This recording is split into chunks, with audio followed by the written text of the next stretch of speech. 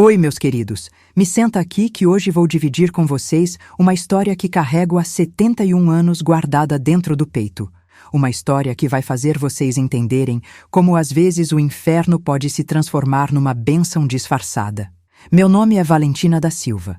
Tenho hoje 84 anos. E quando eu tinha apenas 9 anos de idade, meu próprio pai me vendeu como se eu fosse um saco de feijão para um homem 40 anos mais velho que eu.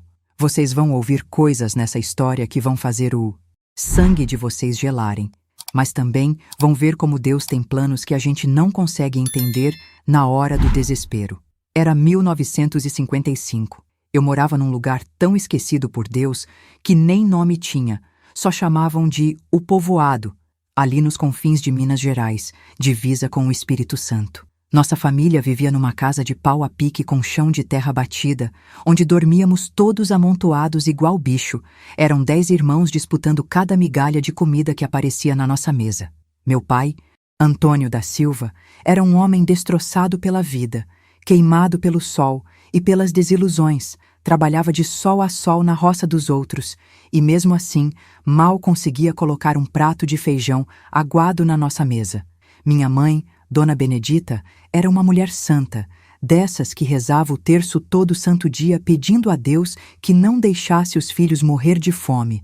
Mas a realidade era que a fome batia na nossa porta todo dia como um demônio insistente. Lembro como se fosse ontem daquele dezembro de 1955, o calor estava de rachar as pedras e a seca tinha matado nossa pequena plantação de milho e feijão. Meus irmãos menores choravam de fome dia e noite, suas barriguinhas inchadas pela desnutrição, os rostos cavados, os olhos sem brilho. Era uma visão que partia o coração de qualquer mãe, e eu via minha mãe definhando junto com eles, sem leite no peito, sem força nas pernas, sem esperança no coração.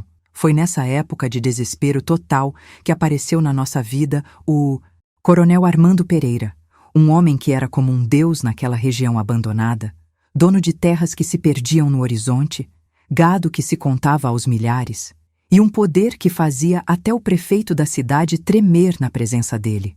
O Coronel Armando era um homem imponente, alto, forte, com aqueles olhos azuis que pareciam enxergar a alma da gente, cabelos grisalhos, sempre bem penteados, bigode grosso que dava mais imponência ainda ao seu rosto, já naturalmente severo. Usava sempre roupas impecáveis, botas de couro que brilhavam mesmo na poeira, e montava um cavalo alazão que era a inveja de toda a região. Quando ele aparecia no nosso povoado, montado naquele animal magnífico, parecia que até o vento parava de soprar de tanto respeito que as pessoas tinham por ele. Diziam que o Coronel Armando tinha perdido a esposa há 2 anos, uma mulher jovem e bonita que morreu de febre puerperal, logo depois de parir um filho que também não sobreviveu. E desde então ele vivia sozinho naquela casa grande, servido apenas pelas empregadas, e por uma solidão que, segundo as fofocas, estava consumindo ele por dentro. Foi numa tarde que eu nunca vou esquecer, quando o desespero da fome já tinha virado rotina na nossa casa, que meu pai chegou em casa com os olhos vermelhos, não sei se de lágrima ou de cachaça, e chamou minha mãe para uma conversa do lado de fora. Eu, curiosa como toda criança, me escondi atrás da porta para ouvir o que eles estavam falando. E foi aí que ouvi as palavras que mudaram minha vida para sempre. Benedita, o Coronel Armando quer casar com a Valentina. Ele vai dar pra gente uma casa nova, comida na mesa todo dia e ainda vai pagar todas as nossas dívidas. É a salvação da nossa família. Minha mãe começou a chorar, um choro desesperado, daqueles que vêm lá do fundo da alma, e respondeu numa voz embargada: Antônio, ela é só uma criança. Tem apenas 9 anos. Como você pode pensar numa coisa dessas? Meu pai, com a sensinostin, voz dura como pedra, respondeu: Mulher, a gente não tem escolha. Ou a Valentina casa com o coronel, ou a gente vê os meninos morrerem de fome na nossa frente. Pelo menos assim, ela vai ter uma vida melhor, e nós podemos salvar o resto da família. Naquele momento, escondida atrás daquela porta, eu senti meu mundo desmoronar. Eu nem sabia direito o que significava casamento. Na minha cabeça, de 9 anos, casamento era aquelas festas que às vezes aconteciam na igreja da cidade, com noiva, de vestido branco e bolo. Mas eu sabia, pelo jeito que minha mãe chorava, pelo jeito que meu pai falava, que alguma coisa muito ruim estava para acontecer comigo. Corri para o fundo do quintal e chorei escondida, agarrada na minha boneca de pano, a única coisa que eu tinha que era realmente minha, feita pelas mãos carinhosas da minha mãe com retalhos de panos velhos. Naquela noite não consegui dormir. Ficava olhando para os meus irmãozinhos dormindo, amontoados na esteira, seus corpinhos magrinhos subindo e descendo com a respiração, e pensava que talvez meu sacrifício pudesse salvar a vida deles. No dia seguinte, bem cedo, o coronel Armando chegou na nossa casa montado no seu cavalo alazão, acompanhado de 2 homens que deviam ser seus capatazes. Eu me escondi atrás da saia da minha mãe, tremendo igual vara verde, enquanto via aquele homem enorme conversando com meu pai como se estivessem negociando a compra de uma vaca. "A menina é saudável?" perguntou o coronel, me olhando de cima a baixo como se eu fosse um animal no curral. "Sim, senhor coronel", respondeu meu pai. "A Valentina é forte, trabalhadeira, vai dar uma boa esposa para o senhor." Esposa. Aquela palavra ecoou na minha cabeça como um trovão. Eu ia ser esposa daquele homem enorme, daqueles olhos azuis que me davam tanto medo, daquelas mãos grandes que poderiam me quebrar igual um graveto seco. O coronel Armando abriu uma bolsa de couro e tirou de lá um punhado de notas que eu nunca tinha visto juntas na minha vida. Era mais dinheiro do que minha família tinha visto em anos inteiros de trabalho. Entregou as notas para o meu pai e disse com aquela voz grave: "Isso aqui é só o início. Quando eu casar com a menina, vocês vão receber uma casa nova e mantimentos todo mês. Mas quero que fique bem claro, a partir de hoje, ela é minha. E não quero ninguém da família dela se metendo na vida dela." Meu pai pegou o dinheiro com as mãos tremendo, e eu vi nos olhos dele uma mistura de alívio e desespero, como se ele tivesse vendido sua própria alma para o diabo. Minha mãe chorava baixinho, tentando esconder as lágrimas, mas eu via cada gota que escorria pelo seu rosto, marcado pelo sofrimento. Foi aí que o coronel se aproximou de mim, se abaixou para ficar na minha altura e disse com uma voz que tentava ser gentil, mas que me arrepiava toda: "Valentina, a partir de hoje, você vai morar comigo na fazenda. Vai ter comida boa, roupas bonitas, uma cama só sua. Vai estudar, aprender a ler e escrever, coisa que aqui você nunca teria chance." Ele estendeu a mão grande e grossa para mim, e eu olhei para os meus pais buscando algum sinal de que aquilo era só um pesadelo, mas vi só resignação nos olhos deles. Com as pernas bambas e o coração disparando, peguei a mão dele, que era quente e áspera como lixa. Naquele toque, senti que minha infância tinha acabado ali mesmo, naquele instante, e que eu estava sendo entregue para um destino que eu não conseguia nem imaginar qual seria. Minha mãe me abraçou tão apertado que mal consegui respirar e sussurrou no meu ouvido com a voz embargada: "Filha, seja obediente, faça tudo o que ele mandar e nunca se esqueça que sua mãe te ama mais que a própria vida." Depois me entregou um saquinho de pano com minhas poucas roupas e minha boneca, e foi como se estivesse me entregando meu próprio caixão. Subi na carroça do coronel Armando com as pernas tremendo tanto que mal conseguia me manter em pé, e quando a carroça começou a se mover, eu olhei para trás e vi minha família ficando cada vez menor na distância, até que sumiu completamente na curva do caminho de terra. Foi naquele momento que eu entendi que minha vida, tal como eu conhecia, tinha acabado para sempre. E se essa mensagem ressoou com você até aqui e quiser apoiar para que ela chegue a outras pessoas que também estão no limite, clique em "Valeu demais". Esse gesto pequeno ajuda a manter viva essa missão de levar luz a quem já perdeu a esperança. Mas agora me conta uma coisa. Você já passou por alguma situação onde se sentiu completamente sem escolha, onde as circunstâncias te obrigaram a aceitar algo que parecia impossível de suportar? Deixa aí nos comentários, porque às vezes compartilhar nossa dor ajuda outras pessoas a entenderem que não estão sozinhas nessa caminhada difícil da vida. Horas. Eu estava sentada naquela carroça balançando, agarrada no meu saquinho de roupas e na minha boneca, olhando para trás o tempo todo esperando ver minha mãe correndo atrás da gente gritando que tinha mudado de ideia, que não ia me entregar para aquele homem. mas a única coisa que via era a poeira que as rodas levantavam na estrada de terra, cobrindo as últimas lembranças da minha infância. O coronel Armando ia na frente, guiando os cavalos. De vez em quando olhava para trás para ver se eu estava bem, mas seus olhos azuis não demonstravam nenhuma emoção. Era como se ele tivesse comprado um animal no mercado e agora estava levando para casa para cuidar. Durante essa viagem interminável, minha mente de criança tentava entender o que estava acontecendo comigo. Eu sabia que casamento era quando uma moça usava vestido branco e ia morar com um rapaz, mas eu não era moça. Era só uma menina de 9 anos que ainda brincava de boneca. Como é que eu ia ser esposa de um homem que parecia mais velho que meu próprio avô? O que ele ia querer de mim? As histórias que eu ouvia as mulheres mais velhas cochicharem sobre o que acontecia entre marido e mulher me davam um frio na barriga que não passava, porque eu sabia que, de alguma forma, aquilo também ia acontecer comigo. Quando chegamos na fazenda Santa Clara, meu coração quase parou de bater. Era a coisa mais bonita que eu já tinha visto na minha vida, uma casa enorme, pintada de branco com janelas azuis, cercada por jardins que pareciam saídos de um conto de fadas. Tinha flores de todas as cores, árvores frondosas dando sombra, e um pomar que se estendia até onde meus olhos conseguiam enxergar. Era como se eu tivesse saído do inferno da pobreza e chegado no paraíso, se não fosse pelo medo que me consumia por dentro igual fogo. A casa tinha 2 andares, varandas com colunas e uma escadaria na entrada que me fazia sentir ainda mais pequena e insignificante do que eu já era. E se você sentiu que essa mensagem te tocou de forma verdadeira, lembre-se, apoiar essa missão também é um gesto de amor. Se sentir no coração, clique em Valeu Demais, para que mais pessoas recebam palavras que salvam, acolhem e despertam. 3 mulheres me esperavam na porta da casa, e foi através delas que eu entendi como seria minha vida dali para frente.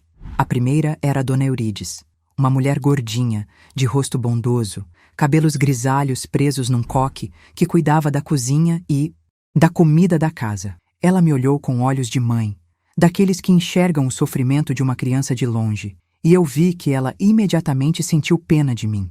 A segunda era Lindalva, uma mulata alta e magra, séria como um soldado, que cuidava da limpeza da casa e tinha um jeito meio rude, mas que no fundo escondia um coração bom. A terceira era Neuza, uma mulher ainda jovem, talvez uns 30 anos, que cuidava das roupas e da costura, e tinha um olhar triste, como se ela mesma tivesse passado por algum sofrimento parecido com o meu. Esta é Valentina, disse o coronel Armando com aquela voz grave que ecoava pela casa toda. A partir de hoje, ela vai morar aqui. Quero que cuidem bem dela, que a ensinem tudo que uma mulher precisa saber e que me avisem se ela der qualquer problema. Problema? Que tipo de problema uma menina de 9 anos poderia dar? Eu mal conseguia falar de tão assustada que estava. Como é que eu ia dar problema para alguém? Dona Eurides se aproximou de mim com um sorriso maternal e disse: Vem cá, minha filha. Vamos te mostrar onde você vai dormir e te dar um banho quente e comida na barriga. O quarto que me deram era maior que toda a nossa casa no povoado. Tinha uma cama de solteiro com lençóis brancos que cheiravam a sabão, um armário de madeira entalhada, uma cômoda com espelho e uma janela grande que dava vista para o pomar.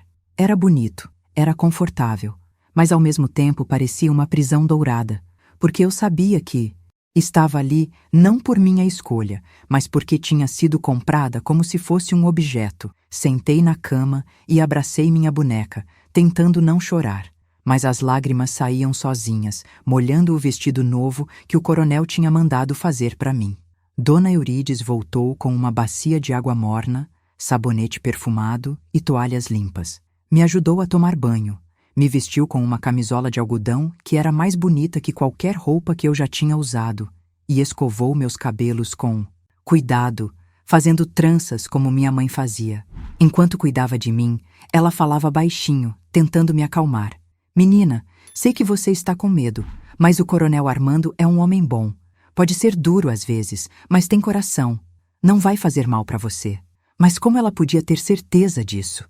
Como ela sabia que ele não ia me machucar quando chegasse a noite e a casa ficasse toda escura e silenciosa? A primeira refeição na fazenda foi uma experiência que eu nunca vou esquecer. Sentei numa mesa enorme, só eu e o coronel Armando nas duas pontas, tão longe um do outro que mal dava para conversar. Ele comia em silêncio. Seus olhos azuis de vez em quando se fixavam em mim, me estudando como se eu fosse um quebra-cabeça que ele precisava resolver. A comida era farta, tinha arroz, feijão, carne assada, legumes, pão fresco, leite, coisas que eu só via nas casas dos ricos quando minha mãe trabalhava para eles. Mas mesmo com toda aquela fartura na minha frente, eu mal conseguia engolir, porque o medo tinha fechado minha garganta igual um nó. Você sabe ler, Valentina? Ele perguntou de repente, me fazendo pular na cadeira de susto. Não, senhor. Respondi com uma voz tão baixa que quase não saiu. E contar? Sabe fazer contas? Só até 10, senhor.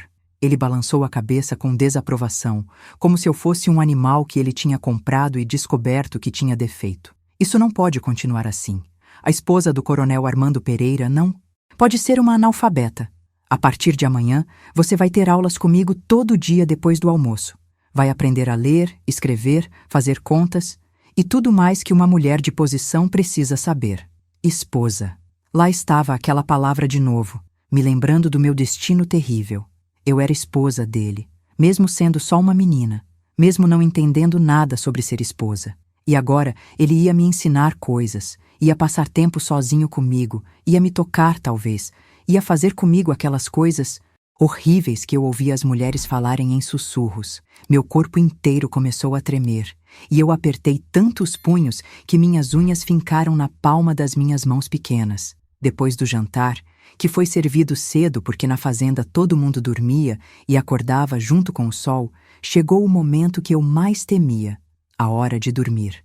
Eu esperava que o coronel Armando fosse me levar para o quarto dele, me obrigar a deitar na cama dele, fazer comigo aquelas coisas que os maridos fazem com as esposas. Mas para minha surpresa e alívio enorme, ele apenas me acompanhou até a porta do meu quarto, parou ali na soleira e disse com uma voz mais suave que eu não esperava: "Boa noite, Valentina. Durma bem. Amanhã você vai começar uma vida nova."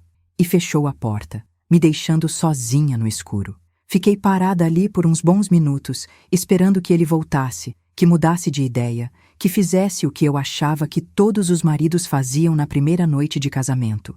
Mas não houve mais nenhum barulho no corredor, apenas o silêncio da noite e o som dos grilos lá fora. Me deitei na cama, ainda abraçada com minha boneca, e pela primeira vez desde que saí de casa, consegui respirar um pouco melhor. Talvez, só talvez, as coisas não fossem ser tão ruins quanto eu imaginava. Mas o alívio durou pouco, porque mesmo que ele não tivesse me tocado naquela noite, eu sabia que mais cedo ou mais tarde isso ia acontecer. Eu era esposa dele agora, era propriedade dele, e ele podia fazer comigo o que quisesse, na hora que quisesse. Essa certeza me atormentava tanto que eu passava horas acordada, olhando para a porta do quarto, esperando que ela se abrisse e ele entrasse para reclamar seus direitos de marido. O medo tinha virado meu companheiro mais íntimo, mais presente que minha própria sombra. Nos primeiros dias na fazenda, fui conhecendo melhor as 3 mulheres que cuidavam de mim. Dona Eurides era realmente uma mãe para mim. Me abraçava quando eu chorava escondida, me contava histórias para me distrair, e sempre tinha uma palavra carinhosa quando eu me sentia mais perdida. Lindalva era mais séria, mas eu percebi que ela me protegia do jeito dela. Sempre ficava por perto quando o coronel estava em casa, como se fosse uma guarda-costas silenciosa. E Neuza, coitada. Eu descobri que ela também tinha uma história triste. Tinha sido casada aos 14 anos com um homem violento que batia nela até que ela perdeu um bebê e ficou sem poder ter mais filhos. Foi Neuza quem me explicou, com muito cuidado e carinho, algumas coisas sobre ser esposa que eu precisava saber. "Menina", ela me disse num sussurro, enquanto costurava vestidos novos para mim, "o coronel é diferente dos outros homens. Ele tem paciência, tem educação. Não vai forçar nada enquanto você for muito pequena. Mas quando você crescer, quando virar moça de verdade, aí sim vai ter que cumprir seus deveres de esposa." Deveres de esposa. Que palavras assombradas eram essas, que me davam pesadelos toda noite. As semanas foram passando, e eu fui me acostumando com a rotina da fazenda.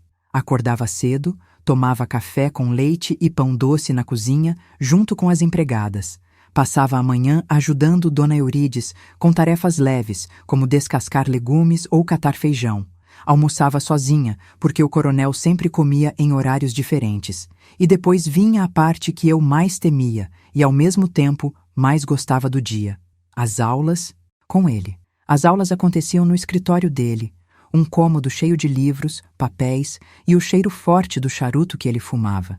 Ele se sentava numa cadeira grande de couro, eu numa cadeirinha menor do lado, e ali ele me ensinava as primeiras letras, os primeiros números, como formar palavras, como fazer contas simples. Era estranho ver aquele homem tão poderoso, tão temido, tendo paciência para ensinar uma menina ignorante como eu.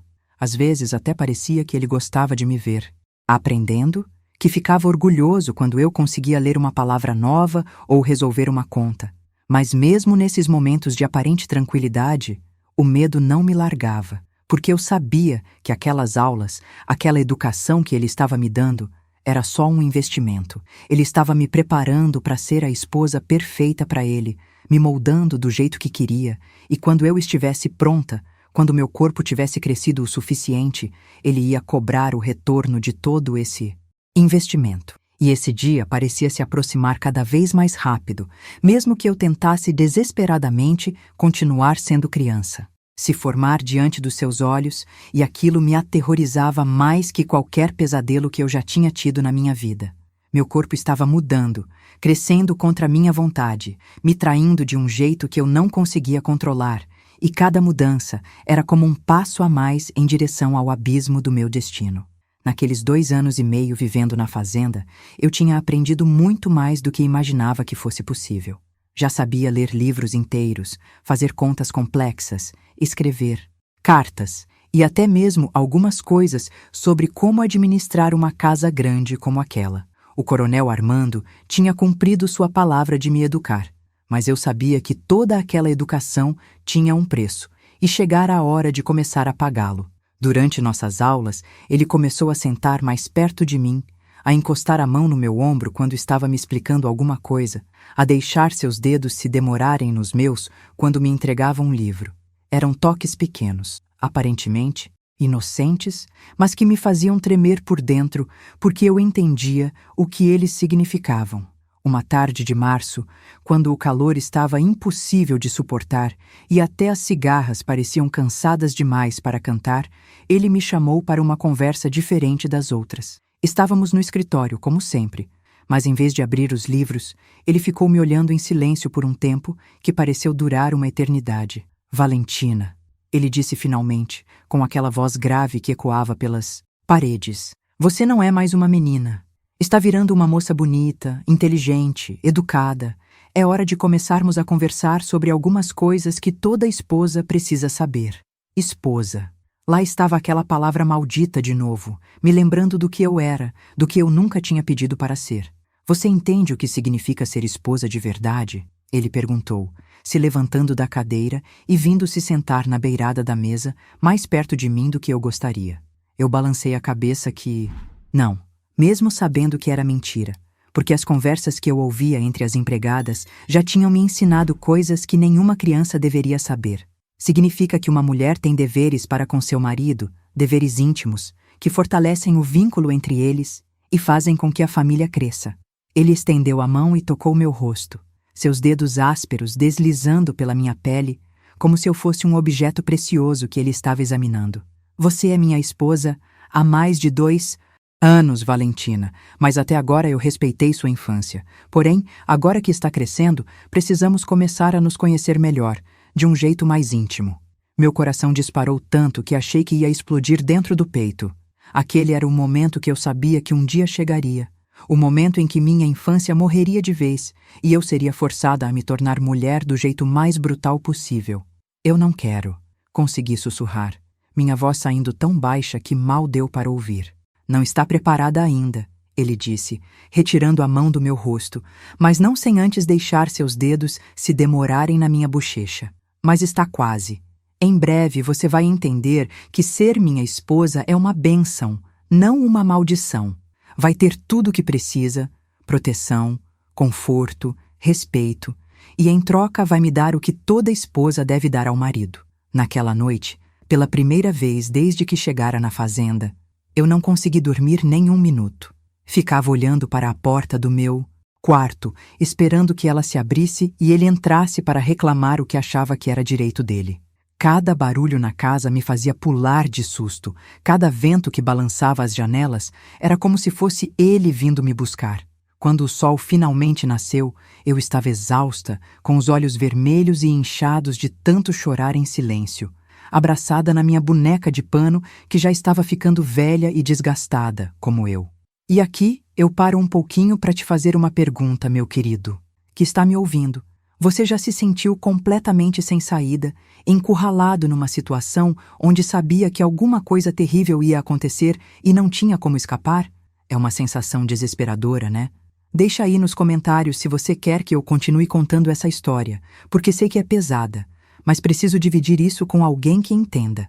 E se você está conseguindo chegar até aqui comigo, nessa jornada difícil, clica lá no sininho para se inscrever no canal, porque histórias como essa precisam ser contadas para que outras pessoas entendam que não estão sozinhas nas suas dores. Os dias seguintes foram uma tortura psicológica constante. O coronel Armando não fez mais nenhum movimento direto, mas mudou completamente o jeito de me tratar.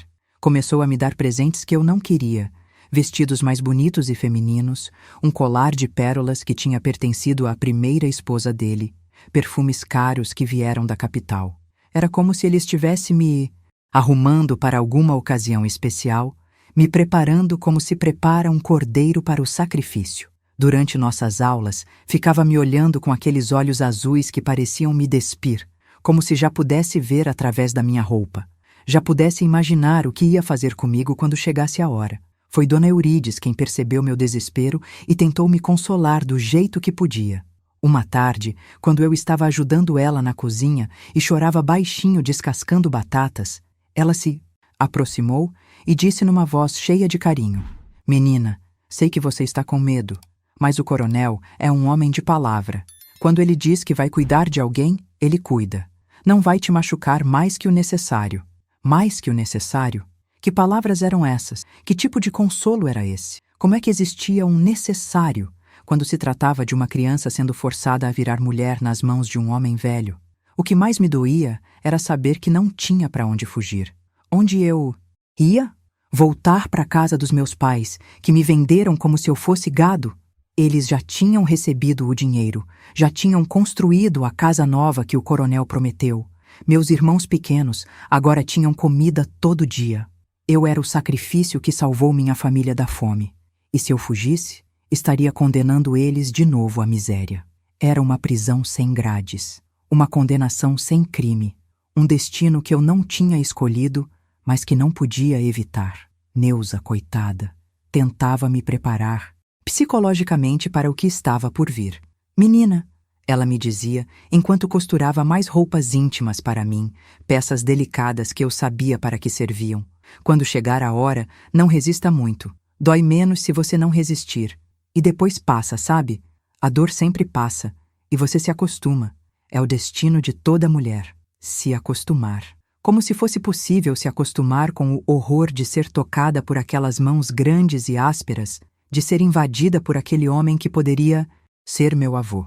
A situação ficou ainda mais tensa quando começaram a circular rumores pela fazenda de que o coronel Armando estava planejando uma festa, uma celebração especial para marcar alguma data importante. As empregadas cochichavam entre elas, especulando o que seria, mas eu tinha uma certeza terrível no coração. Era meu 13º aniversário que ele queria celebrar. Era minha passagem definitiva de criança para sua propriedade íntima.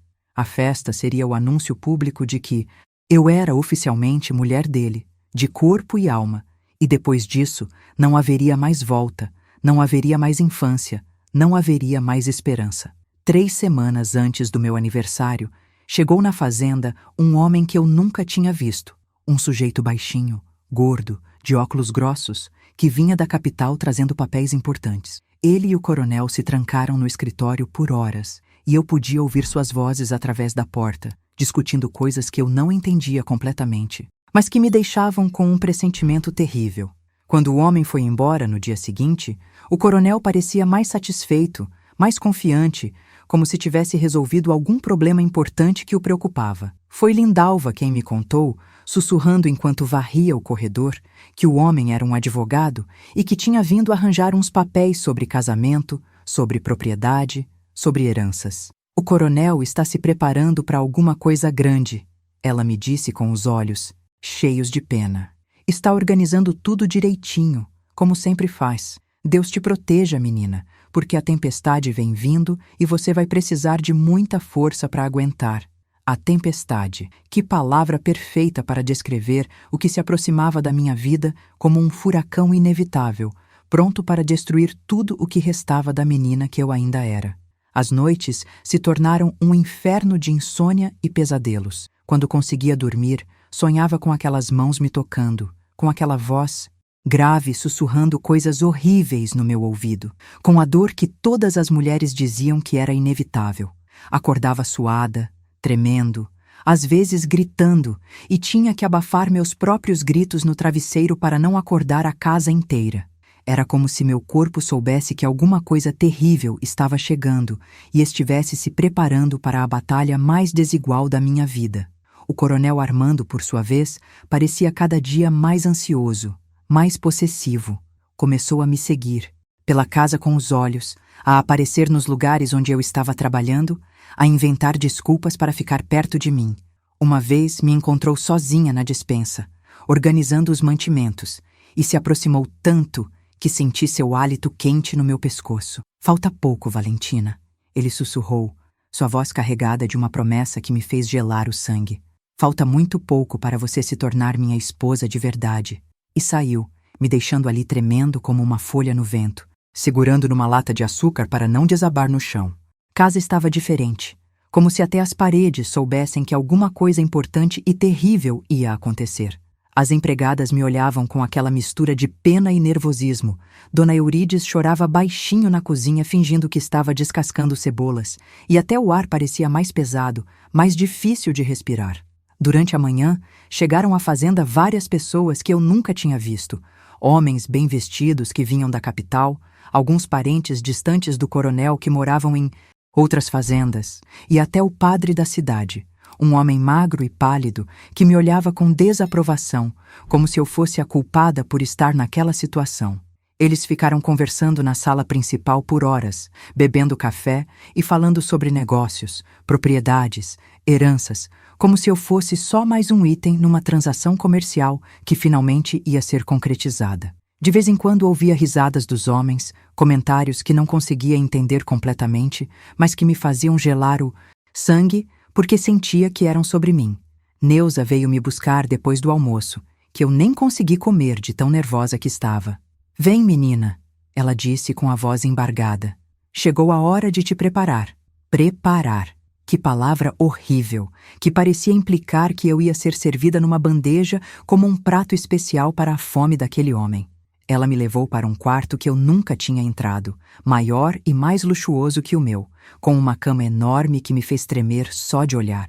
Havia flores espalhadas por todo o canto, pétalas de rosa vermelhas que pareciam gotas de sangue sobre os lençóis brancos, velas acesas que enchiam o ambiente com um cheiro doce e enjoativo que me dava náusea. Foi ali que Neuza me fez tomar o banho mais longo da minha vida, esfregando minha pele com sabonetes perfumados até ela ficar vermelha, lavando meus cabelos com águas de cheiro que vieram da capital, me preparando como se prepara uma noiva, mas sem nenhuma alegria, sem nenhum sonho, só com o peso terrível do que estava por vir.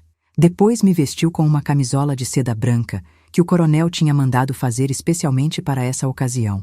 Um tecido tão fino que era quase transparente, que não escondia nada do meu corpo que estava começando a se transformar contra minha vontade. E se esse movimento espiritual tocou sua vida de alguma forma, se sentiu clareza, acolhimento ou apenas um suspiro de alívio, clique em valeu demais. Esse gesto fortalece essa corrente de luz e faz com que essas mensagens cheguem a outras pessoas que, assim como você, também estavam no limite. Escuta bem o que eu vou te dizer, Neuza sussurrou enquanto penteava meus cabelos, suas mãos tremendo tanto quanto as minhas. Quando ele chegar aqui, Não tenta resistir, porque vai ser pior para você. Fecha os olhos, pensa em outras coisas e lembra que a dor passa, sempre passa. Depois de um tempo, você nem sente mais. Vira costume. Costume. Como se fosse possível se acostumar com o horror de ser invadida por aquele homem, de ter meu corpo usado como se fosse propriedade dele. Ela me abraçou forte e senti suas lágrimas molhando meu ombro. Perdoa a gente, menina. Perdoa a gente por não poder te proteger. Quando anoiteceu, as visitas foram embora, uma por uma, deixando a casa num silêncio que parecia gritar nos meus ouvidos. Dona Eurides veio me trazer um chá que ela disse que ia me ajudar a relaxar, mas que tinha um gosto amargo que me fez suspeitar que tinha alguma coisa mais ali dentro. Talvez alguma erva para diminuir a dor ou me deixar mais passiva. Bebi tudo mesmo assim, porque naquele momento qualquer coisa que pudesse amenizar o que estava por vir era bem-vinda, mesmo que fosse só uma ilusão. Fiquei sentada na beirada daquela cama enorme, abraçada na minha boneca de pano que tinha trazido comigo, tentando me preparar psicologicamente para o que sabia que ia acontecer. Minhas mãos suavam frio, meu coração batia tão forte que doía no peito, e minha mente não conseguia parar de imaginar como seria, como ia doer, se eu ia conseguir aguentar sem morrer. Tinha apenas 13 anos, era ainda uma menina em todos os aspectos, mas naquela noite ia ser forçada a virar mulher do jeito mais brutal possível. Quando ouvi os passos dele no corredor, pesados e decididos, meu corpo inteiro começou a tremer como se eu estivesse com febre. A porta se abriu devagar e ele entrou, já trajando apenas uma roupa de dormir, seus olhos azuis brilhando na luz das velas, como os de um predador que finalmente ia devorar sua presa. Fechou a porta atrás de si e ficou me olhando por um tempo que pareceu durar uma eternidade, como se estivesse saboreando aquele momento que tinha esperado por tanto tempo. Valentina, ele disse com aquela voz grave que agora me aterrorizava mais do que qualquer trovão. Chegou o momento que eu vinha esperando desde que você veio morar aqui. Hoje você vai se tornar minha esposa de verdade.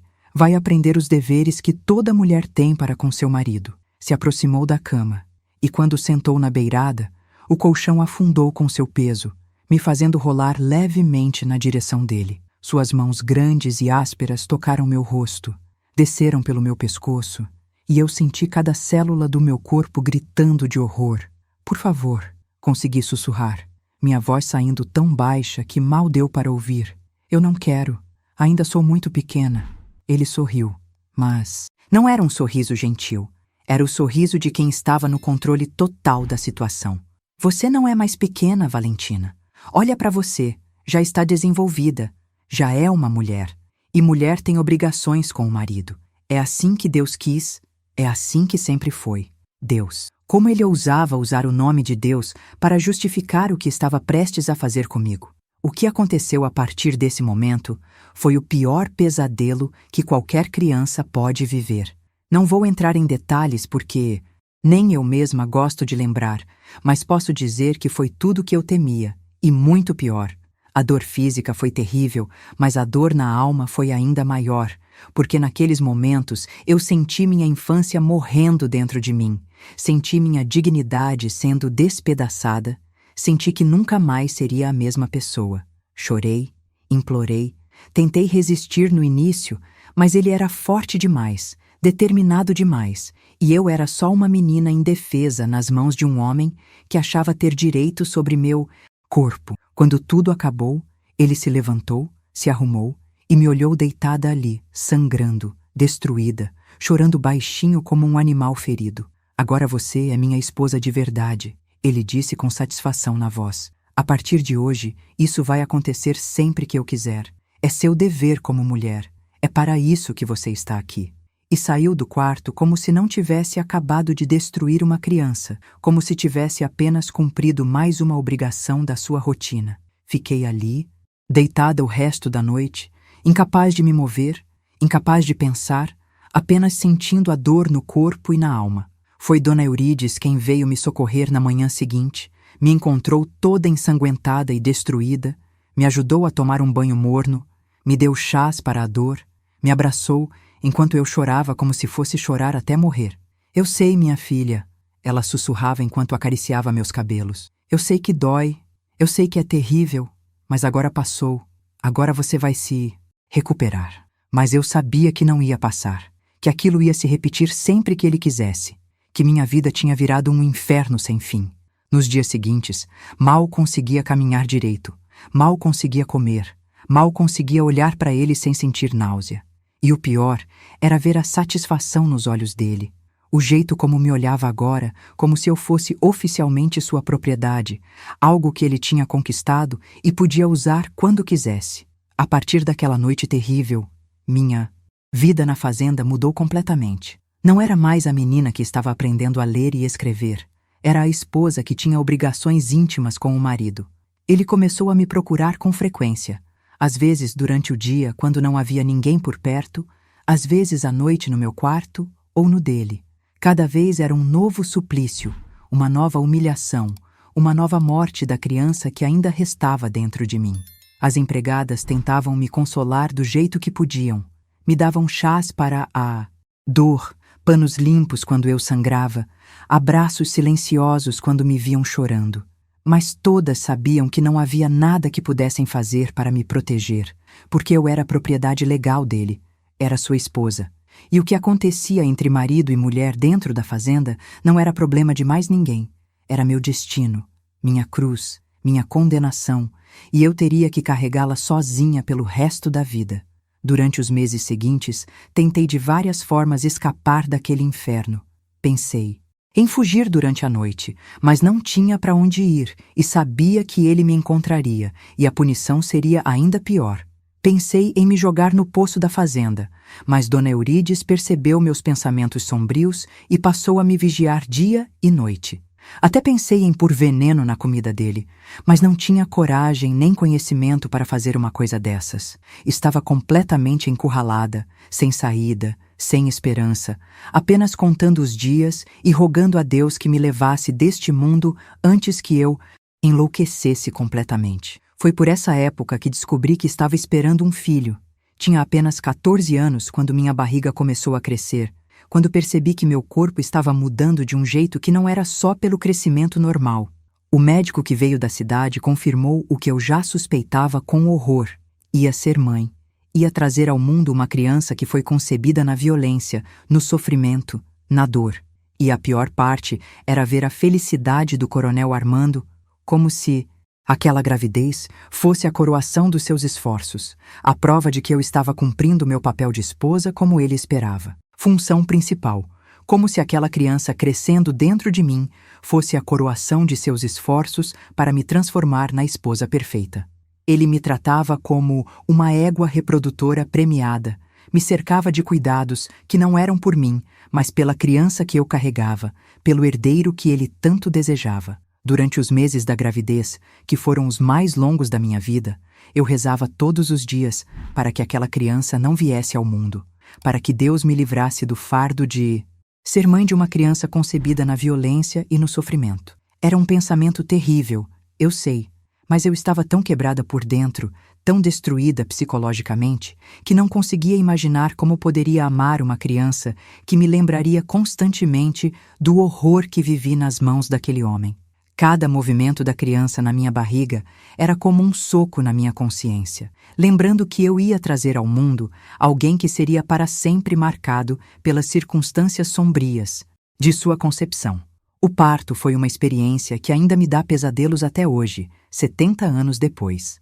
Não havia hospital na região, apenas uma parteira que veio da cidade, uma mulher velha e experiente que tentou me consolar dizendo que a dor do parto era natural, que toda mulher passava por aquilo, mas ela não entendia que minha dor não era só física, era também o desespero de uma menina de 14 anos que estava sendo forçada a se tornar mãe contra sua vontade. Passei mais de 20 horas em trabalho de parto, gritando de dor, suando, chorando, implorando para que aquilo acabasse logo, e o Coronel Armando ficava andando pela casa como um leão na jaula, ansioso pelo nascimento do seu herdeiro. Quando a criança finalmente nasceu, era um menino, pequenininho, mas saudável, que chorava alto, como se já soubesse que havia chegado num mundo que não o esperava com amor. A parteira o colocou nos meus braços, e naquele momento aconteceu algo que eu não esperava. Senti uma onda de proteção e ternura por aquela criaturinha indefesa que não tinha culpa nenhuma das circunstâncias horríveis que levaram à sua criação. Olhando para aquele rostinho inocente, percebi que ele não era culpado pelos pecados do pai, que ele era apenas uma criança que precisaria de amor e cuidado, independentemente de como havia sido concebido. Dei o nome de Gabriel ao meu filho, porque queria que ele tivesse um nome de anjo, que representasse alguma coisa pura num mundo que havia sido tão cruel comigo. O coronel Armando queria dar o nome dele à criança, continuar a linhagem dos Pereira, mas dessa vez eu me rebelei. Foi a primeira e única vez que desobedeci uma ordem direta dele. O nome vai ser Gabriel, disse com uma firmeza que eu mesma não sabia que tinha dentro de mim. É meu filho também, e ele vai ter o nome que eu escolher. Para minha surpresa, ele não discutiu, talvez porque estava tão feliz com o nascimento do herdeiro que não quis estragar o momento. Com uma briga. Os primeiros meses depois do nascimento do Gabriel foram uma descoberta constante do que significava ser mãe.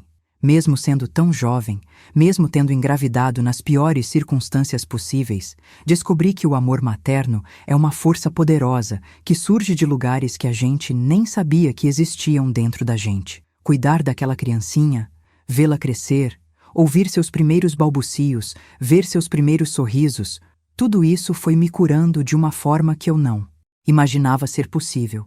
Gabriel se tornou minha razão de viver, minha força para aguentar tudo o que ainda estava por vir. Mas a chegada do bebê também trouxe uma nova dimensão ao horror da minha vida. O coronel Armando agora me via não apenas como sua esposa, mas também como a mãe do seu filho, e isso lhe dava ainda mais poder sobre mim. Agora vocês são minha família de verdade, ele dizia, olhando para mim e para Gabriel como se fôssemos seus troféus mais preciosos. Vocês são minha propriedade, meu sangue, meu legado. E com essa mentalidade possessiva, ele se tornou ainda mais controlador, mais exigente, mais violento quando achava que eu não estava cumprindo meus deveres como deveria. Durante esse período, começaram a chegar notícias do mundo exterior que me davam alguma esperança de que talvez um dia as coisas pudessem mudar. Era 1960. E até nossa região isolada chegavam ecos das transformações que estavam acontecendo no Brasil e no mundo. Havia conversas sobre direitos das mulheres, sobre educação para todos, sobre modernização do país. Às vezes, quando o coronel recebia jornais da capital, eu conseguia ler algumas notícias que falavam de mulheres que estavam estudando, trabalhando, conquistando espaços que antes eram só dos homens. Era como uma janelinha de luz num mundo muito escuro, mas ainda assim me dava forças para continuar. Foi também por essa época que conheci Dorinha, uma mulher que se tornou minha maior aliada e confidente. Ela havia chegado à fazenda para trabalhar como governanta, uma mulher de uns 35 anos que tinha fugido de um casamento violento na capital e estava recomeçando a vida. Dorinha era diferente das outras empregadas.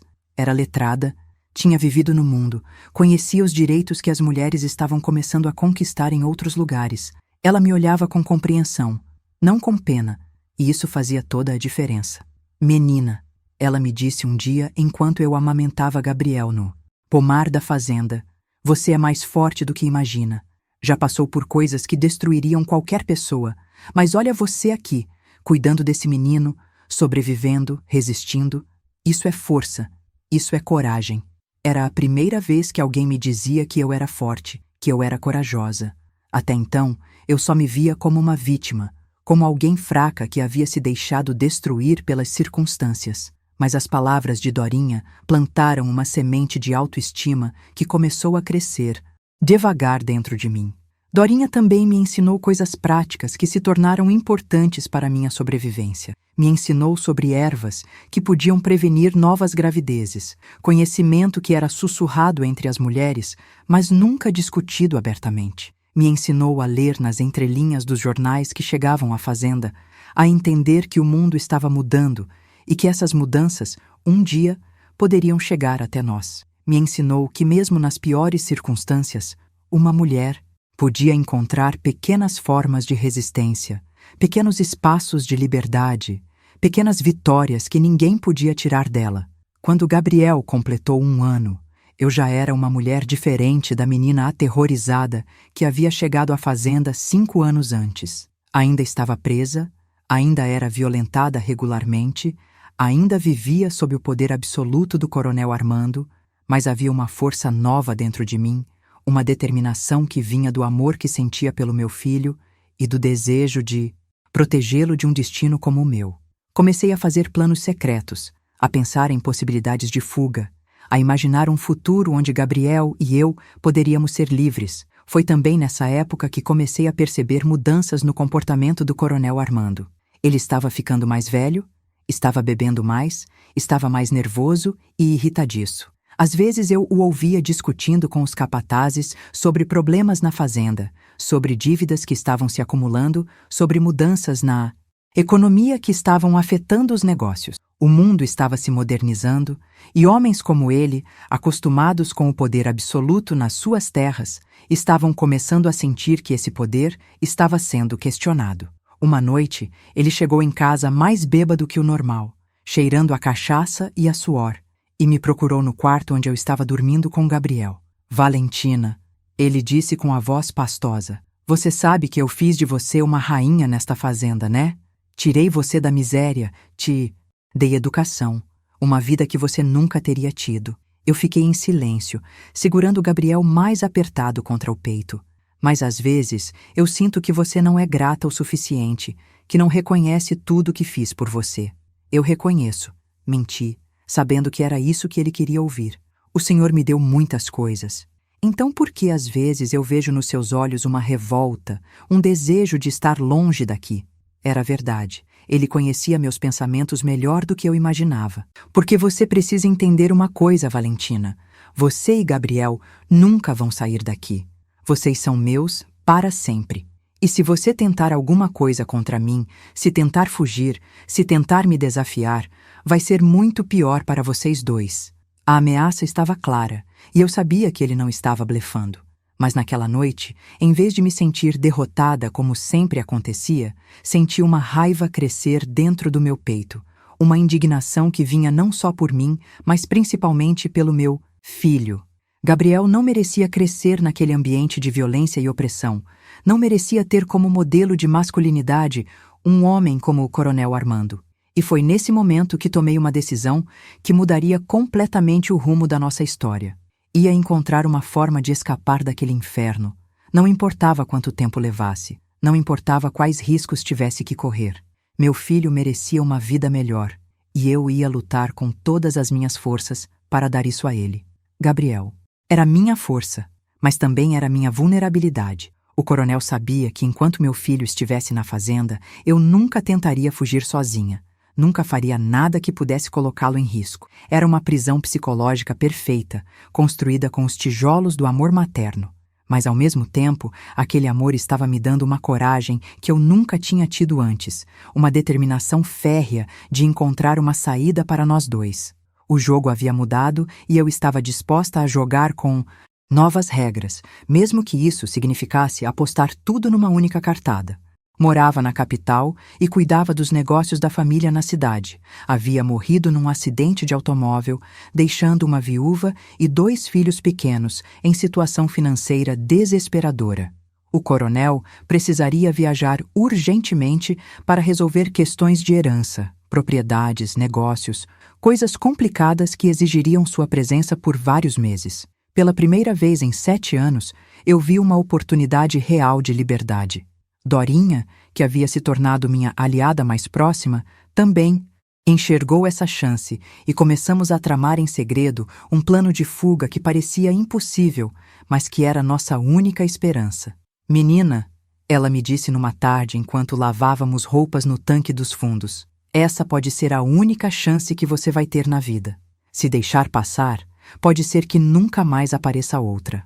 Ela estava certa.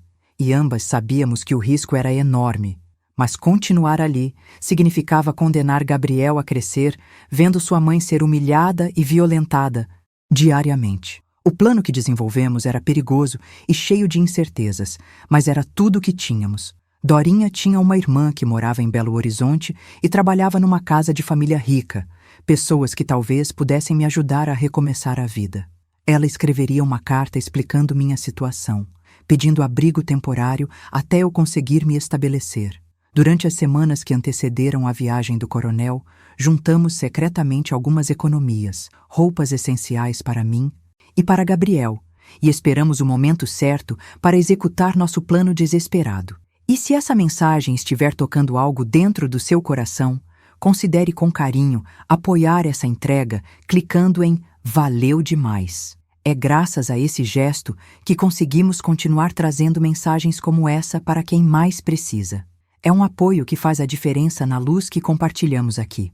O coronel Armando partiu numa manhã chuvosa de novembro, deixando instruções rígidas para os capatazes me vigiarem, mas sem suspeitar que eu pudesse ter coragem de tentar fugir. "Cuidem bem da Valentina e do Gabriel", ele disse antes de partir. "Se algo acontecer com eles, vocês responderão com a própria vida." Era uma ameaça que pesava sobre todos nós, porque sabíamos que ele não estava brincando. Mesmo assim, 3 dias depois da partida dele, quando a rotina da fazenda havia se normalizado, Dorinha e eu colocamos nosso plano em ação. A fuga aconteceu numa madrugada de lua nova, quando a escuridão era nossa única aliada. Dorinha havia combinado com um conhecido que tinha uma carroça e se dispôs a nos levar até a estação de trem mais próxima, a cerca de 2 horas de viagem. Gabriel dormia nos meus braços, abençoadamente alheio ao perigo que estávamos correndo, enquanto eu tremia de medo e ansiedade. Cada barulho na estrada me fazia pensar que éramos descobertos, que os capatazes estavam vindo atrás de nós, que nossa tentativa de liberdade havia fracassado antes mesmo de começar. A viagem de trem até Belo Horizonte foi a mais longa da minha vida. Não pelos quilômetros percorridos, mas pela ansiedade de não saber se conseguiríamos chegar ao destino sem ser interceptados.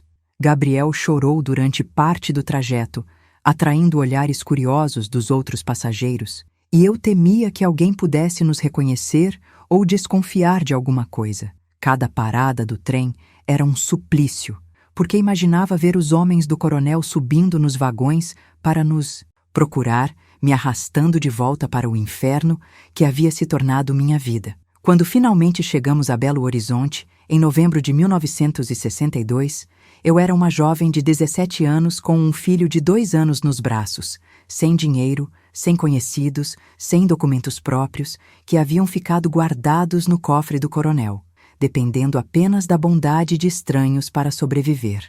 A irmã de Dorinha, Carmela, nos recebeu com o coração aberto numa casa pequena na periferia da cidade, onde ela trabalhava como empregada doméstica e morava numa pequena edícula nos fundos. "Minha filha", Carmela me disse naquela primeira noite, quando eu chorava de alívio por ter conseguido escapar, "você é muito corajosa, mas agora que está aqui, vai ter que aprender a viver de um jeito completamente diferente. A cidade não perdoa quem não souber se virar." Ela estava certa. A vida na cidade era totalmente diferente de tudo que eu conhecia. Havia regras diferentes, perigos diferentes, oportunidades diferentes. Eu teria que aprender tudo do zero, como uma criança que estava começando a vida. Os primeiros meses em Belo Horizonte foram de aprendizado constante e luta diária pela sobrevivência. Carmela conseguiu um emprego para mim como auxiliar de cozinha num restaurante popular, trabalho pesado que pagava muito pouco, mas que pelo menos garantia comida na mesa e um lugar para Gabriel ficar durante o dia. Eu trabalhava 12 horas por dia.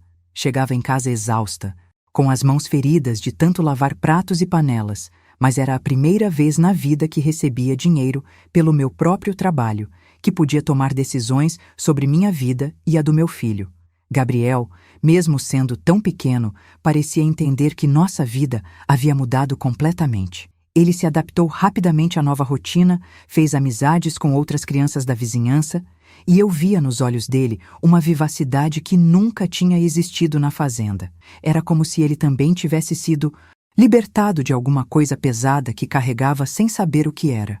Ver meu filho crescendo livre, sem testemunhar violência, sem viver num ambiente de medo, me dava forças para aguentar qualquer dificuldade. Mas nossa liberdade durou pouco. 6 meses depois da fuga, numa tarde de maio de 1963, 3 homens apareceram no restaurante onde eu trabalhava.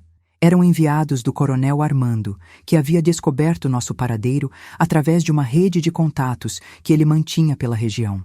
Dona Valentina, disse o líder do grupo, um homem alto e magro com cicatriz no rosto. O coronel Armando está muito preocupado com a senhora e o menino. Mandou a gente buscar vocês para levarem de volta para casa. Meu sangue gelou. Eu sabia que aquilo não era um pedido, era uma ordem, e que resistir seria inútil e perigoso. Eu não quero voltar, consegui dizer, minha voz tremendo de medo. Estou bem aqui, tenho trabalho, Gabriel está crescendo bem. O homem sorriu, mas era um sorriso frio, ameaçador. A senhora não entendeu, Dona Valentina. Não é questão de querer ou não querer. A senhora é esposa do coronel, mãe do filho dele. Lugar de vocês é na fazenda, com a família. Tentei argumentar, implorar, explicar que era feliz na cidade, que não fazia mal a ninguém, que só queria uma vida em paz para mim e meu filho. Mas era inútil. Aqueles homens tinham ordens claras, e eu sabia que o coronel Armando não aceitaria um não como resposta. Gabriel, que estava brincando no quintal da casa de Carmela quando chegamos, correu para meus braços quando viu os homens estranhos, sentindo instintivamente que alguma coisa ruim estava acontecendo.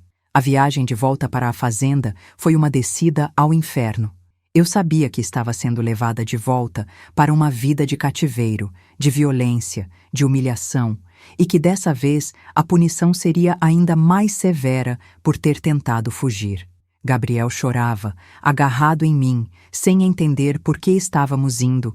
Embora do lugar onde ele havia sido feliz, por que estava sendo separado das outras crianças? Por que eu chorava tanto? Quando chegamos à fazenda Santa Clara, numa tarde cinzenta de maio, o coronel Armando nos esperava na varanda da casa grande. Seus olhos azuis estavam frios como gelo, e eu podia ver a raiva contida em cada linha do seu rosto. Bem-vindos de volta, ele disse com uma voz que não tinha nada de acolhedora. Espero que tenham se divertido na sua pequeníssima aventura, porque agora vocês vão aprender o que acontece com quem me desafia. Fui levada para um quarto menor que o anterior, com grades nas janelas e uma única porta que era trancada do lado de fora. Gabriel ficou comigo, mas agora nossa prisão era literal, não apenas psicológica. Durante o dia, éramos vigiados constantemente por capatazes armados. Durante a noite, o coronel vinha me buscar para cobrar o que ele chamava de vida de esposa desobediente, punições que eram ainda mais brutais que as violências anteriores, como se ele quisesse me quebrar completamente, me ensinar que nunca mais deveria sonhar com liberdade. As semanas que se seguiram ao nosso retorno foram as mais sombrias da minha vida. O coronel Armando havia mudado, estava mais violento, mais controlador, mais cruel. Era como se nossa tentativa de fuga tivesse desperto nele uma fera que antes estava apenas adormecida. Ele me batia por qualquer motivo, me humilhava na frente dos empregados, me tratava como se eu fosse menos que um animal. Gabriel, coitado, via tudo isso e começou a ter pesadelos, a fazer xixi na cama, a ter medos que uma criança de 2 anos não deveria ter. Foi nesse período de desespero total que aconteceu algo que mudaria mais uma vez o rumo da nossa história. Uma noite, quando o coronel estava particularmente violento, batendo em mim porque a comida estava fria, Gabriel, que estava assistindo tudo do cantinho do quarto, começou a chorar e gritar: "Não! Bate na mamãe! Não bate na mamãe!" O coronel parou de me bater e olhou para o menino, e eu vi nos olhos dele uma expressão que nunca tinha visto antes, como se estivesse vendo seu filho pela primeira vez, percebendo o que estava fazendo com a criança que dizia amar. Aquela foi a primeira rachadura na armadura de crueldade que o coronel havia construído ao nosso redor. Ele saiu do quarto sem dizer nada, mas naquela noite não voltou para me buscar, como fazia todas as noites desde nosso retorno. No dia seguinte, durante o café da manhã, ele me olhava de um jeito diferente, como se estivesse processando algo que o incomodava profundamente. Era como se finalmente tivesse percebido que suas ações não afetavam apenas a mim, mas também ao filho que ele dizia querer proteger e educar. estranhos de culpa e arrependimento, momentos em que parecia perceber pela primeira vez a monstruosidade do que havia feito comigo e como isso estava afetando Gabriel. Uma manhã, ele chegou no nosso quarto-prisão com uma expressão que eu nunca tinha visto, uma mistura de confusão e remorso, e disse: Valentina, talvez eu tenha me equivocado em algumas coisas, talvez tenha sido duro demais com você. Eram palavras que eu nunca esperava ouvir da boca dele, e mesmo assim, não consegui acreditar que fosse sincero. Mas as mudanças no comportamento dele eram inegáveis. Começou a permitir que saíssemos do quarto durante o dia, que Gabriel brincasse no quintal sob supervisão, que eu ajudasse novamente nas tarefas da casa. Ainda éramos vigiados constantemente, ainda vivíamos sob ameaça constante, mas era como se uma pequena fresta de luz tivesse se aberto na escuridão total que havia se tornado nossa vida. Dorinha havia voltado para a fazenda depois da nossa captura, trazida à força como cúmplice da fuga, e agora ela também era vigiada como nós, mas sua presença me dava forças para aguentar mais um dia. Foi durante esse período de relativa calmaria que descobri estar grávida novamente. Tinha 19 anos, Gabriel estava com 3 anos, e meu corpo mais uma vez estava sendo forçado a gerar uma criança concebida na violência e no sofrimento. Quando contei para o coronel, ele ficou visivelmente satisfeito, como se aquela nova gravidez fosse a confirmação de que eu havia aceitado definitivamente meu destino como sua propriedade reprodutiva. Agora sim você está cumprindo seu papel de esposa como deve ser, ele disse com um sorriso que me gelava o sangue. Mas dessa vez, a gravidez foi diferente da primeira. Eu não era mais a menina aterrorizada de 14 anos que não entendia o que estava acontecendo com seu corpo. Era uma mulher que já havia passado pela experiência da maternidade, que sabia que o amor materno podia florescer mesmo nas piores circunstâncias, que tinha Gabriel como exemplo de que era possível criar algo belo no meio de tanta feiura. Durante os 9 meses que carreguei minha segunda filha, porque descobri que seria uma menina, fiz planos secretos de como protegê-la, de como garantir que ela não crescesse vendo as mesmas violências que Gabriel presenciou nos seus primeiros anos. Maria Lúcia nasceu numa madrugada de setembro de 1965, pequena e frágil, mas com um choro forte que ecoou pela casa toda, como um anúncio de que uma nova força havia chegado ao mundo. Quando a parteira colocou aquela criaturinha nos meus braços, senti a mesma onda de amor e proteção que tinha sentido com Gabriel, mas desta vez acompanhada de uma determinação férrea. Minha filha não cresceria vendo sua mãe ser humilhada, não aprenderia que era normal uma mulher ser propriedade de um homem, não teria sua infância roubada como a minha foi. O coronel Armando parecia mais calmo com o nascimento de Maria. Lúcia, como se ter 2 filhos tivesse satisfeito alguma necessidade profunda que ele carregava. Começou a falar sobre o futuro, sobre como Gabriel seria o herdeiro da fazenda, sobre como Maria Lúcia seria uma dama educada que se casaria bem e traria prestígio para a família. Era como se ele estivesse planejando nossas vidas como se fôssemos personagens numa peça de teatro que ele havia escrito, sem considerar que tínhamos vontades e sonhos próprios.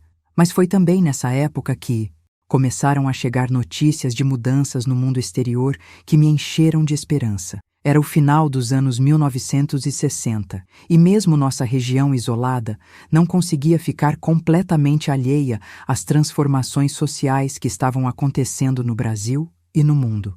Havia conversas sobre direitos das mulheres, sobre leis que protegiam crianças, sobre modernização que chegaria ao interior. Quando conseguia ler os jornais que chegavam à fazenda, via notícias de mulheres que estavam estudando, trabalhando, conquistando espaços que antes eram exclusivamente masculinos. Dorinha, que havia se tornado minha confidente mais próxima, alimentava minha esperança com informações que conseguia através de uma rede de comunicação informal entre as empregadas das fazendas da região. Menina, ela me dizia enquanto amamentava Maria Lúcia, o mundo está mudando lá fora. Estão fazendo leis novas, criando lugares onde mulheres como você podem pedir ajuda. Um dia você vai sair daqui, vai levar seus filhos e vai ter uma vida digna. Era isso que me mantinha viva. A esperança de que um dia meus filhos conheceriam um mundo onde crianças não eram vendidas, onde mulheres não eram propriedade. A oportunidade real de mudança chegou de uma forma que eu nunca poderia ter imaginado. Em 1968, quando Maria Lúcia estava com 3 anos e Gabriel com 6, chegou à fazenda um homem que representava o governo federal, um funcionário do que ele chamou de Programa de Modernização Rural. Era um homem jovem, educado, que vinha da capital para fazer um levantamento das condições de vida e trabalho na região, identificar problemas, propor soluções. Quando ele começou a fazer perguntas sobre as famílias que moravam nas fazendas, sobre as condições de trabalho, sobre a educação das crianças, percebi que talvez fosse minha chance de pedir ajuda. Durante 3 dias, o funcionário do governo percorreu a fazenda, conversou com trabalhadores, examinou documentos, fez anotações, num caderno que parecia muito oficial. O coronel Armando estava visivelmente nervoso com a presença dele, tentando mostrar que tudo estava em ordem, que todos os trabalhadores eram bem tratados, que não havia nada irregular acontecendo. Mas eu podia ver que o funcionário era esperto, que percebia as tensões, que notava coisas que não batiam com o discurso oficial. Na última noite da visita, consegui me aproximar do funcionário quando ele estava sozinho na varanda, olhando as estrelas depois do jantar. Senhor, eu disse com a voz tremendo de nervosismo, preciso falar com o senhor sobre uma situação muito grave. Ele me olhou com atenção, percebendo a urgência no meu tom de voz. Fui vendida para o coronel quando tinha apenas 9 anos. Fui forçada a casar, a ter relações, a ter filhos. Meus filhos e eu somos mantidos aqui como prisioneiros. Por favor, nos ajude. O funcionário ficou chocado com minha revelação, mas não duvidou da veracidade do que eu estava dizendo. Talvez porque havia percebido sinais durante sua investigação, ou porque meu desespero era tão evidente que não deixava espaço para dúvidas. Isso é muito grave, ele disse, olhando ao redor para ter certeza de que ninguém estava nos ouvindo. O que você está descrevendo é crime, é escravidão, é abuso infantil. Existe legislação nova que protege mulheres e crianças nessas situações. Eram palavras que eu nunca tinha ouvido antes. Legislação, proteção, direitos. Você tem documentos? Certidão de nascimento? Alguma coisa que comprove sua idade quando veio para cá? Ele perguntou. Eu expliquei que todos os meus documentos estavam guardados no cofre do coronel, que ele controlava toda a minha identificação oficial. E seus filhos? Eles estão registrados? Gabriel e Maria Lúcia tinham sido registrados como filhos do coronel Armando e meus, mas com datas que não correspondiam à realidade, que escondiam o fato de que eu era uma criança quando Gabriel nasceu. Escute bem, o funcionário disse com seriedade. Vou fazer um relatório detalhado sobre esta situação quando voltar para a capital. Vai demorar algumas semanas, talvez meses, mas autoridades competentes vão ser notificadas. Enquanto isso, você precisa ser muito cuidadosa. Não pode dar sinais de que conversou comigo, porque se ele desconfiar, pode ser perigoso para você e para as crianças. Era um raio de esperança, mas também um novo tipo de medo. E se o coronel descobrisse que eu havia falado? E se ele decidisse nos eliminar antes que qualquer autoridade pudesse interferir? Os meses que se seguiram à visita do funcionário foram de ansiedade constante. Toda manhã, eu acordava esperando ver algum sinal de que a ajuda estava chegando. E toda noite me deitava desapontada por mais um dia ter passado sem novidades. O coronel Armando parecia mais irritado que o normal, mais desconfiado, como se soubesse que alguma coisa estava diferente, mas não conseguisse identificar exatamente o que. Começou a me fazer perguntas estranhas sobre conversas que eu tinha tido com o visitante, sobre o que pensava do governo, sobre se estava satisfeita com a vida na fazenda. A resposta chegou numa manhã de março de 1969, quando uma carreata de automóveis oficiais subiu a estrada da fazenda, levantando uma nuvem de poeira que podia ser vista de longe.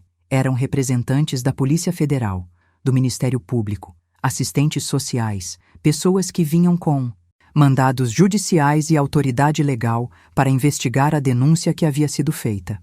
O coronel Armando ficou lívido quando viu os carros chegando, percebendo imediatamente que sua vida de impunidade havia chegado ao fim. Coronel Armando Pereira, disse o delegado que liderava a operação, Temos mandado de busca e apreensão, e vamos precisar que o Senhor nos acompanhe para prestar esclarecimentos sobre acusações muito graves que foram feitas contra o Senhor. Eram palavras que eu sonhava ouvir há mais de 10 anos. Finalmente, alguém com poder real estava questionando o domínio absoluto que aquele homem exercia sobre minha vida e a dos meus filhos. Enquanto os policiais revistavam a casa e examinavam documentos, uma assistente social se aproximou de mim com gentileza. Dona Valentina, meu nome é Clarice, sou assistente social do Estado. Viemos aqui por causa da denúncia que foi feita sobre sua situação.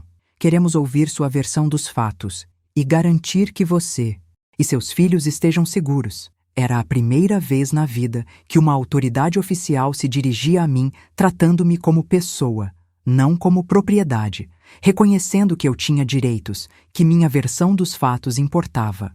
Esquecido que existia.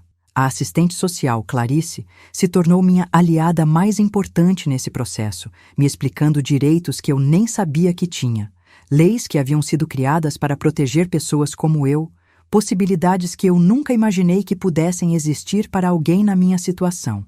Valentina, ela me disse durante uma de nossas conversas longas e detalhadas, o que aconteceu com você é criminoso em vários aspectos: casamento infantil, estupro, cárcere, privado, violência doméstica.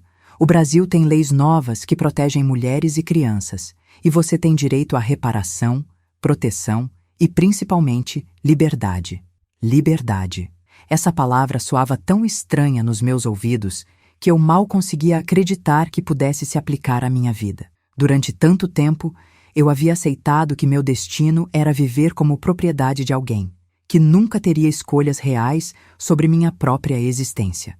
O processo legal que se seguiu foi complexo e demorado, mas cada dia trazia uma nova esperança. O coronel Armando foi preso preventivamente, acusado de crimes que incluíam estupro de vulnerável, cárcere privado, violência doméstica e até mesmo elementos que se caracterizavam como trabalho escravo. Seus advogados tentaram argumentar que eu era sua esposa legítima, que tínhamos um casamento consensual, mas os documentos não mentiam. Eu havia chegado à fazenda com apenas 9 anos, e os registros médicos dos partos confirmavam que minha primeira gravidez havia ocorrido quando eu ainda era uma criança. Enquanto o processo corria, Gabriel, Maria Lúcia e eu fomos levados para uma casa de apoio em Belo Horizonte, um lugar administrado por uma organização que ajudava mulheres e crianças vítimas de violência. Era um ambiente completamente diferente de tudo que eu conhecia. Mulheres que haviam passado por situações similares à minha, crianças que estavam aprendendo a viver sem medo, profissionais que entendiam nossa dor e nos ajudavam a processar o trauma de anos de abuso. Pela primeira vez na vida, eu não estava sozinha na minha dor. Foi nessa casa de apoio que comecei um processo de cura que duraria anos, mas que me devolveu algo que eu achava ter perdido para sempre: minha identidade como pessoa, não como propriedade de alguém. Psicólogos me ajudaram a entender que nada do que havia acontecido comigo era minha culpa, que eu havia sido vítima de crimes hediondos, que minha resistência e sobrevivência eram sinais de força, não de fraqueza. Gabriel e Maria Lúcia também receberam acompanhamento para processar os traumas de terem crescido num ambiente de violência. Durante os meses que passamos na casa de apoio, aprendi coisas sobre o mundo que me deixaram ao mesmo tempo esperançosa e indignada. Descobri que havia outras mulheres que haviam passado por situações similares à minha, que existiam leis específicas para proteger crianças e mulheres, que organizações inteiras se dedicavam a combater os crimes que eu havia sofrido. Ao mesmo tempo, me revoltava saber que tudo isso existia, mas não havia chegado a tempo de me proteger quando eu era apenas uma menina de 9 anos sendo vendida por um saco de feijão. O julgamento do coronel Armando aconteceu em 1971, 2 anos depois de sua prisão, e foi um momento de justiça que eu nunca imaginei que fosse presenciar. Sentei no banco das testemunhas e, pela primeira vez na vida, contei minha história, completa para pessoas que tinham poder real de fazer justiça. Relatei os 15 anos de cativeiro, as violências, os estupros, o nascimento dos meus filhos em circunstâncias horríveis, as tentativas de fuga, as punições brutais. Era doloroso reviver tudo aquilo, mas ao mesmo tempo libertador poder falar a verdade sobre o que havia sofrido. Os advogados do coronel tentaram desqualificar meu depoimento, argumentando que eu era uma mulher descontrolada que havia inventado histórias para prejudicar um homem respeitável. Mas os fatos eram irrefutáveis. Os documentos médicos, as idades registradas, os testemunhos das empregadas da fazenda, que confirmaram as condições em que eu vivia. Quando a sentença foi lida, condenando-o a 25 anos de prisão por múltiplos crimes, senti um alívio tão grande que desabei em lágrimas ali mesmo no tribunal. Com o coronel Armando na prisão e a justiça finalmente feita, precisei aprender a viver numa sociedade que havia mudado muito durante os anos em que estive em cativeiro. Era 1971, eu tinha 26 anos, e o mundo era completamente diferente do que conhecia quando criança. Havia televisão, carros eram mais comuns, as mulheres estavam conquistando direitos trabalhistas e o Brasil passava por transformações sociais que eu mal conseguia compreender. Era como se eu tivesse saído de uma máquina do tempo, precisando aprender tudo novamente. A organização que me acolheu me ajudou a conseguir emprego numa fábrica têxtil, onde eu trabalhava costurando roupas e finalmente ganhava meu próprio dinheiro, tomava minhas próprias decisões, construía uma vida independente. Gabriel e Maria Lúcia foram matriculados numa escola pública, onde finalmente puderam ter uma educação normal, fazer amigos, brincar como crianças deveriam brincar. Ver meus filhos correndo livres no pátio da escola, rindo e brincando sem medo, era uma visão que me enchia de gratidão todos os dias. Anos depois, em 1978, quando eu tinha 33 anos e já havia reconstruído minha vida completamente, conheci João Santos, um homem gentil e respeitoso que trabalhava como mecânico na mesma região onde eu morava. João era viúvo, tinha 2 filhos de um casamento anterior, e quando soube da minha história, não me julgou nem me tratou como se eu fosse quebrada ou danificada. O passado é passado, ele me disse quando começamos a nos conhecer melhor. O que importa é quem você é hoje e quem quer ser daqui pra frente. Nosso casamento em 1980 foi completamente diferente da cerimônia forçada que eu havia vivido aos 9 anos. Era uma celebração genuína, baseada em amor, respeito e escolha livre. Gabriel e Maria Lúcia, que então tinham 18 e 15 anos respectivamente, estavam radiantes de ver sua mãe finalmente feliz. João se tornou um padrasto maravilhoso para eles, e juntos formamos uma família baseada no amor, não na propriedade ou dominação. Com João, tive mais 2 filhos, Paulo, nascido em 1981, e Ana, nascida em 1983. Era extraordinário poder viver a experiência da maternidade de forma saudável, numa relação baseada no amor, vendo meus filhos crescerem num ambiente de paz e respeito. Paulo e Ana cresceram sabendo da história da família, entendendo a importância de respeitar os direitos de todas as pessoas, especialmente das mulheres e crianças. Durante todas essas décadas, mantive contato com organizações que lutam pelos direitos das mulheres e crianças. Participava de palestras, contava minha história para alertar sobre os perigos do casamento infantil, ajudava outras mulheres que haviam passado por situações similares. Era uma forma de transformar minha dor em propósito, de garantir que minha experiência horrível pudesse servir para proteger outras meninas de passarem pelo que eu passei. Gabriel se formou em engenharia e hoje é pai de 3 filhos maravilhosos que cresceram sabendo a história de luta da avó. Maria Lúcia se tornou assistente social, seguindo os passos de Clarice, que foi tão importante na nossa libertação. Paulo é professor e Ana é médica, ambos dedicados a profissões que ajudam outras pessoas. Todos eles carregam em seus corações os valores que aprendi durante minha jornada, que toda pessoa tem direito à dignidade, à liberdade, ao respeito. João faleceu em 2015, depois de 35 anos de um casamento baseado no amor verdadeiro. Morreu sabendo que havia me ajudado a cicatrizar feridas antigas, que havia sido parte da minha cura, que nossos filhos se tornaram pessoas boas e justas. Hoje, aos 84 anos, vivo numa casa simples, mas cheia de amor. cercada por filhos, netos e bisnetos, que representam a continuidade da vida que eu quase perdi quando era apenas uma menina assustada sendo vendida como gado. Meus queridos que estão me ouvindo, hoje eu sou uma sobrevivente que se tornou vitoriosa. Minha história é de dor, mas também de superação, de justiça, de amor que floresceu nas mais cinzas do horror.